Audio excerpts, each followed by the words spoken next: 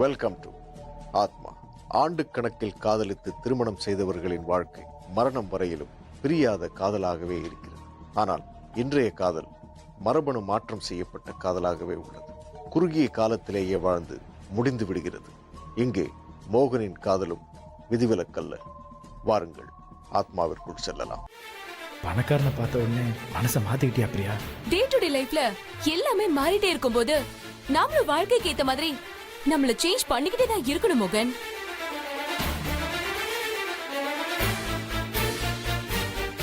நீ பழைய பிரியா இல்ல, நீ மாறிட்ட. காலத்துக்கு ஏத்த மாதிரி நாமளும் மாறணும், மாறித்தான் ஆகணும். வாழ்க்கையில நான் எவ்வளவு கஷ்டப்பட்டிருக்கேன் தெரியுமா? பழச நினைச்சு நொந்து போய் தான் இந்த புது வாழ்க்கைய நான் செலக்ட் பண்ணிருக்கேன். அப்ப எனக்கு எவனும் கிடைக்கல, நீதான் கிடைச்ச. அதான் உன்னை லவ் பண்ண. யோசிச்சு பார்த்தா நீல எனக்கு ஏத்த மேட்சே இல்ல.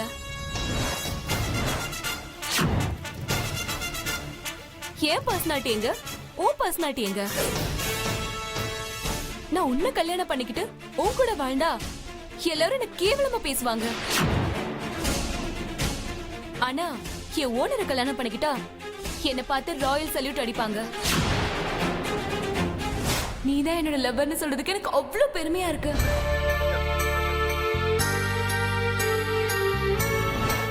மோகன், ரியலி யூ ஆர் கிரேட்.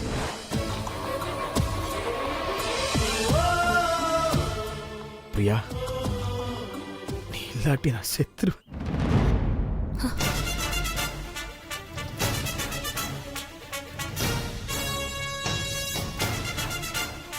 என்ன செத்துருவன்னு சீன் போடுறியா? சாவறதா இருந்தா சாவடா, ஆனா ஏன் உயிர் எடுக்காத.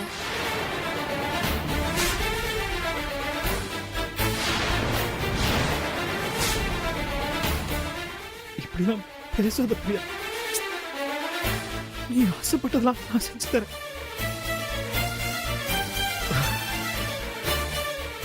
பிரியா, கெஞ்சி கேட்கிறேன், விட்டு போக. பிரியா, என்னாச்சு? என்ன ப்ராப்ளம்?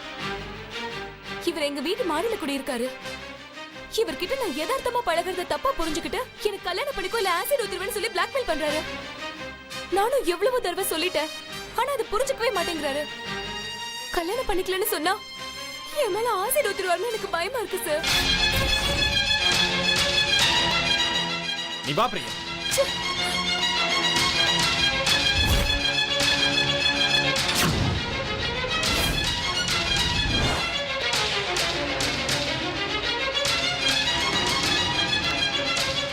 டேய், ஒழுங்கா போயிடு. போலீஸ்கிட்ட கம்ப்ளைண்ட் பண்ண ஆயுசு முழுக்க உள்ள இருக்க வேண்டியிருக்கும். பேசாம போடா. சார், கொஞ்சம் மரியாதையா பேசுங்க. உனக்கு நாடா மரியாதை? பொறம்போக்கு போடாண்ணா. ஏன் கூடன்னு உள்ள வந்து ஏன் உண்மைக்கிட்டே தகராறு பண்றியா? சார், பிரியா என் லவ்வர் சார், அவங்க கிட்ட பேசணும். லவ்வரா? பிரியா, என்ன பிரியா இவன் லவ்வர்னு சொல்றான்? சேச்சே, அப்படிலாம் ஒண்ணும் இல்ல சார். இவன் லூசு மாதிரி பேசுறான். எப்ப பார்த்தாலும் என் பின்னாடி நாய் மாதிரி சுத்திட்டு இருக்கான். இவனை லவ் பண்ண நான் என்ன முட்டாளா? இது கொஞ்சம் சிரிச்சு பேசினா உடனே லவ்னு நினைச்சுக்கிறதா? டேய், போறியே இல்ல போலீஸ் போன் பண்ணுவா? சொல்றாருல, போடா. சொல்லிட்டே இருக்கறேன்னா அவளை பாக்க. டேய், ஏன் மேல கை வைக்கிறியா நீ? டேய், டேய், போடா. டேய்.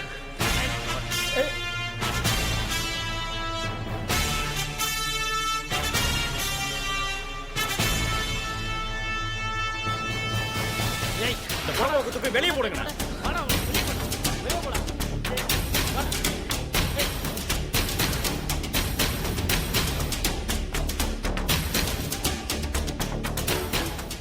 வா பிரியா, நம்ம போலாம்.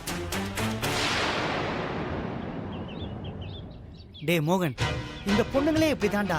அவளுங்க நல்ல மனசை பார்க்க மாட்டாளுங்கடா. பணம் தாண்டா அவளுங்களுக்கு முக்கியம். இனிமே அவளோட சங்காத்தமே வேணாண்டா, இத்தோட விட்டு. சொல்றா, நான் அசிங்கமா இருக்கேண்ணா. நான் அவளை பிளாக்மெயில் பண்றேண்ணா. அவ முகத்துல நான் ஆசிட் ஊத்திடுவேண்ணா. பயமா இருக்கான்.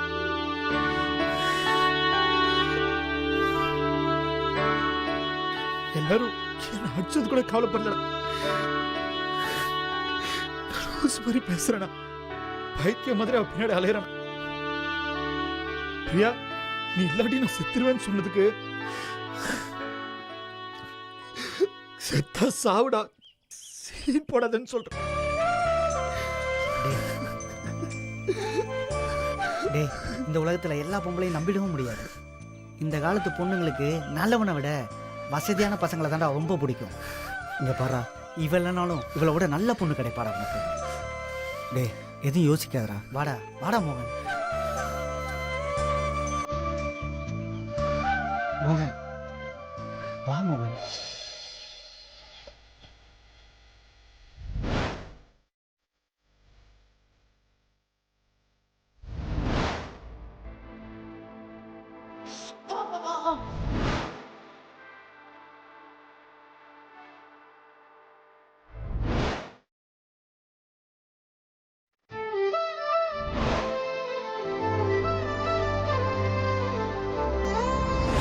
நீ முதல்ல தாலிய கட்டு, அப்புறம் ஆட்டோமேட்டிக்கா மரியாதை வரும். எப்படா என்ன கல்யாணம் பண்ணிக்க போற? ஆஹா, எங்க இன்னொரு தடவை சொல்லுங்க. எப்படா என்ன கல்யாணம் பண்ணிக்க போற?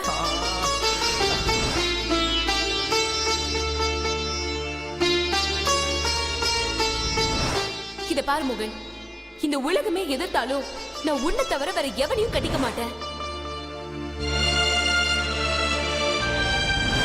உன்னை விட என் பாஸ் எல்லா விதத்திலயும் வசதி, படிப்பு, அந்தஸ்து, அழகு, வசதி, கௌரவம், இப்படி சொல்லிக்கிட்டே போகலாம்.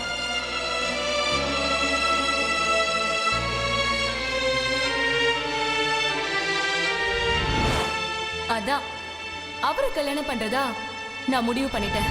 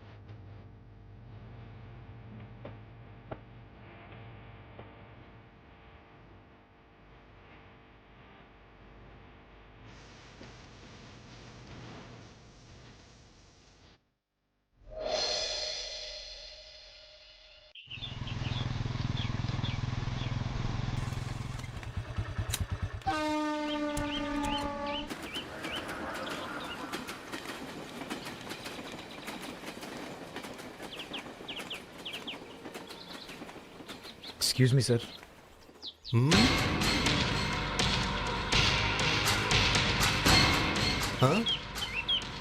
அது என் வீட்டு பத்திரத்தை கொஞ்சம் தரீங்களா?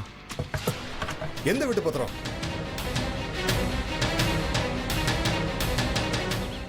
சார், நீங்கள் லோன் வாங்குறதுக்காக என் வீடு உங்கள் பேரில் மாற்றி கொடுத்தனே, அந்த பத்திரம் சார். ஏய், என்ன காமெடி பண்றியா? அதான் 25 லட்சம் ரூபா கொடுத்து வீடை வாங்கிட்டேன்ல, காட்டவா? சார் வேணாம் சார், ஏற்கனவே நான் நொந்து போயிருக்கேன். தேவையில்லாம என்கிட்ட விளையாடாதீங்க சார். நீ என்ன மாமனா மச்சானா? உன் கூட நான் விளையாடுறதுக்கு? பத்திரத்தை காமிக்கவா? இப்ப காமிக்கவா பத்திரத்தை? எடுத்துட்டு வந்து காட்டுறேன் பாரு.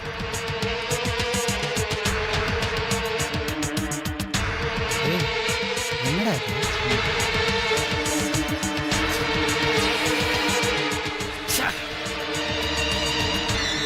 பாத்தீங்களா பத்திரத்தை? பாத்தீங்களா பத்திரத்தை? பத்திரத்தை பாத்தியா? நல்லா பாத்தீங்கல்ல?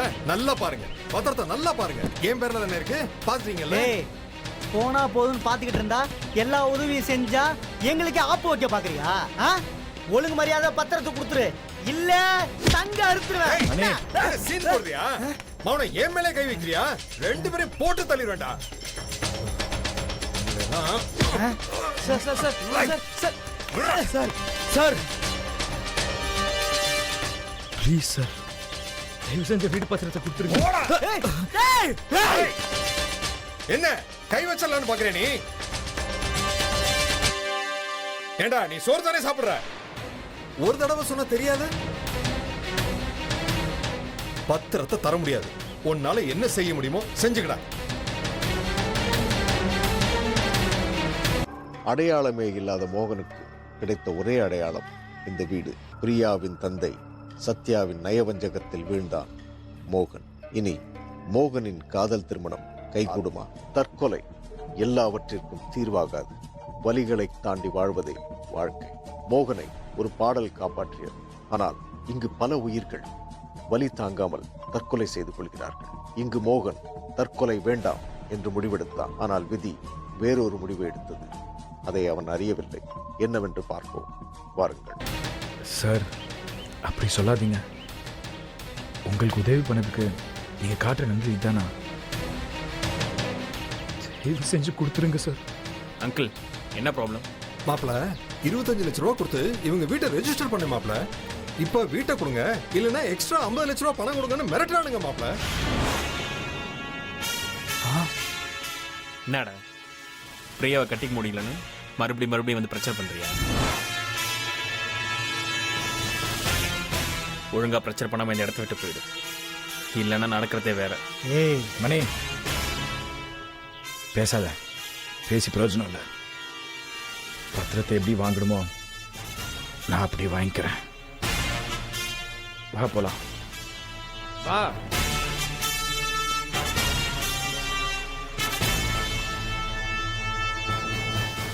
இவன் என்ன பண்ணலாமாம்மா? பேசாம போலீஸ் கம்ப்ளைண்ட் கொடுத்துடலாமா? போலீஸ் கோர்ட்டு கேஸ்ன்னு போனா என் பொண்ணோட பேர் கெட்டுடும் மாப்பிள. அவ இங்க இருக்கிற வரைக்கும் நமக்கு பிரச்சனை தான் மாப்பிள. நானும் எவ்வளவு தடவை சொல்லிட்டேன், ஆனா அது புரிஞ்சுக்கவே மாட்டேங்கிறாரு. கல்யாணம் பண்ணிக்கலன்னு சொன்னா என் மேல ஆசிட் ஊத்துருவாருன்னு எனக்கு பயமா இருக்கு சார்.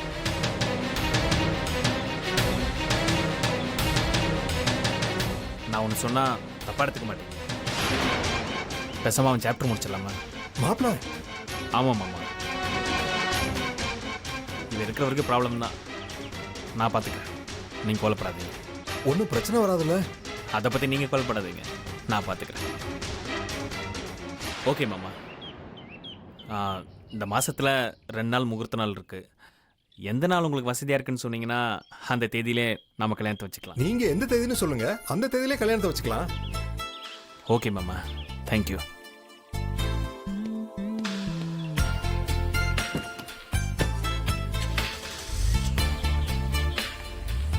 பிரியா, இப்பதாம்மா மாப்பிள வந்துட்டு போறாரு. மாப்பிள்ளையா?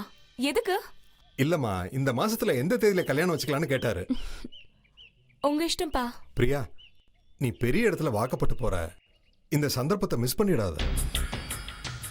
நாளைக்கு மோகன் கிட்ட மனம் விட்டு பேசி எனக்கு ஒரு நல்ல வாழ்க்கை கிடைக்க போகுது, என்னை டிஸ்டர்ப் பண்ணாதன்னு எதமா பேசு. பயமா இருக்குப்பா. நீ கவலைப்படாத. நீ என்ன பண்ற, நாளை காலையில 10 மணிக்கு கவர்மெண்ட் ஸ்கூலுக்கு பின்னாடி இருக்கிற கிரவுண்டுக்கு வர சொல்லிடு. அவர்கிட்ட எதமா பேசிடு. அப்பதான் பின்னாடி எந்த பிரச்சனையும் இல்லாம இருக்கும். அப்படி ஏதாவது பிரச்சனை பண்ணா அப்பா நான் பாத்துக்கிறேன். சரிப்பா. ம். அப்பா அவர் பாட்டுக்கு சொல்லிட்டு போயிட்டாரு. எந்த முகத்தை வச்சு அவனுக்கு நான் கால் பண்ணுவேன்? ஏற்கனவே அவனை ஆபீஸ்ல எல்லாரும் போட்டு அடிச்சிட்டாங்க. இப்ப அவன் கூப்பிட்டு வச்சு கேள்வி மேல கேள்வி கேட்டா என்ன பண்றது? இப்படி ஒரு இக்கட்டான சூழ்நிலையில மாட்டிக்கிட்டோமே. சரி, போன் பண்ணுவோம். வரட்டும்.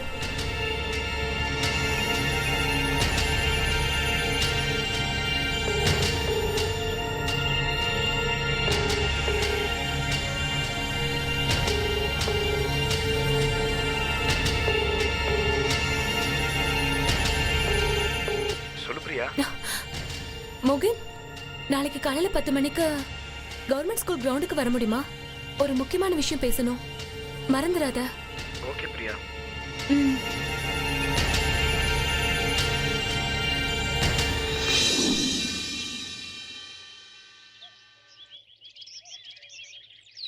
என்ன எதுக்காக பார்க்கணும்னு சொன்னீங்க? மோகன், என்ன புரிஞ்சுக்கோ. எனக்கு இப்போ ஒரு நல்ல வாழ்க்கை கிடைச்சிருக்கு. நான் ஒரு பெரிய பணக்கார வீட்டு மருமகளா ஆக போறேன். உனக்கும் கண்டிப்பா என்னை விட ஒரு நல்ல பொண்ணு கிடைப்பா. எனக்கு கிடைக்க போற நல்ல வாழ்க்கைய தயவு செஞ்சு நீ கெடுத்துறாத.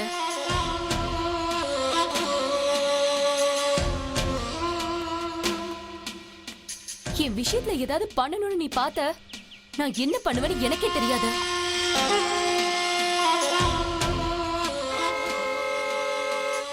கபிலன் சார் வந்துட்டாரு, நான் வரேன். பாய்.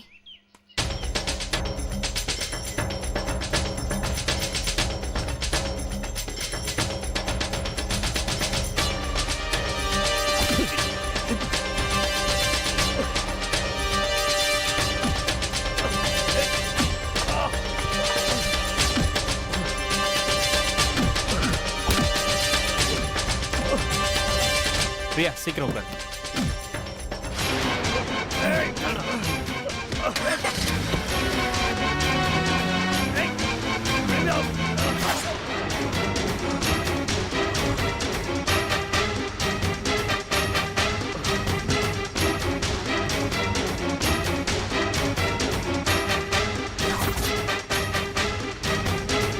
பிரியாவை அடைய மோகனை கொன்றுவிட்டான் கபிலன்.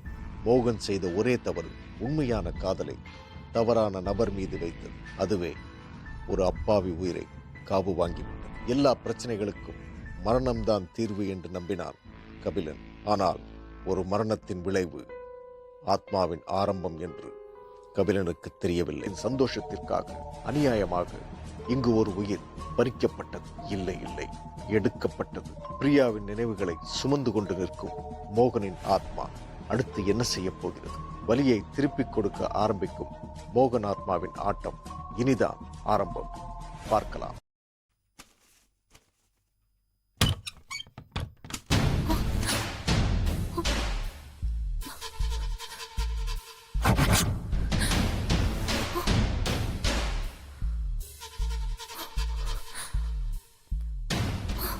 நீ எப்படி இங்க? எதிர்பார்க்கல. ஏன் பிரியா அப்படி செஞ்ச? ஏன் செஞ்ச கேக்குறேன்ல, சொல்லுடி. ஏன் இப்படி செஞ்ச?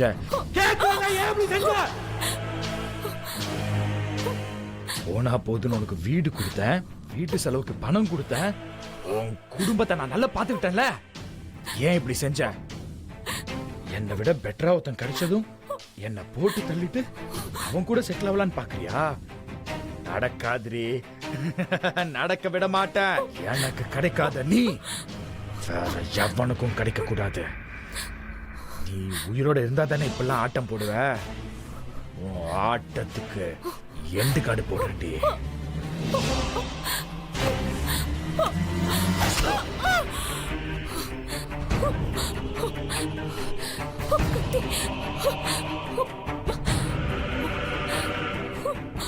எனக்கு கிடைக்காத நீ வேற எவனுக்கும் கிடைக்க கூடாது. நீ உயிரோட இருந்தா தானே இப்பெல்லாம் ஆட்டம் போடுவ. உன் ஆட்டத்துக்கு எண்டு காடு போடுறேன்டி.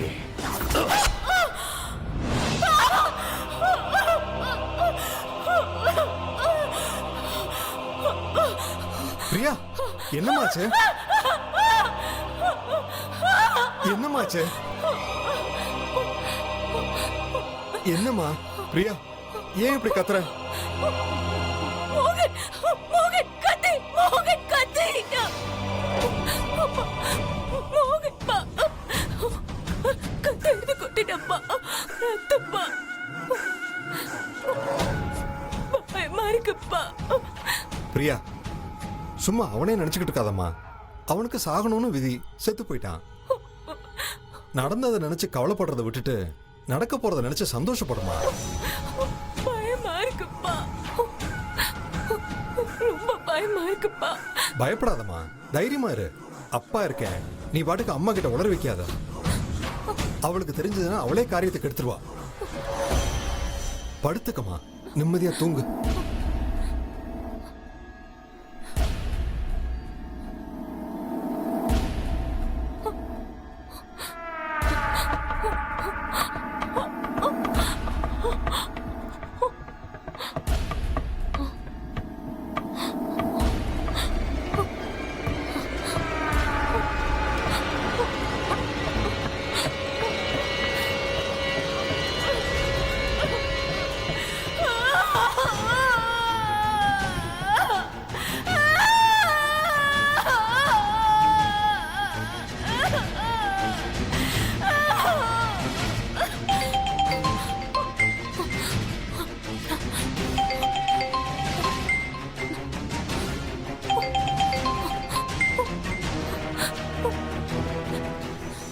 என்ன பிரியா, ரொம்ப ஹாப்பியா இருக்க போல. இப்போ உனக்கு திருப்தி தானே? எதுக்காக இப்படி செஞ்ச? கேவலம் பணத்துக்காக இப்படி என்ன தூக்கி எரிஞ்சிட்டல?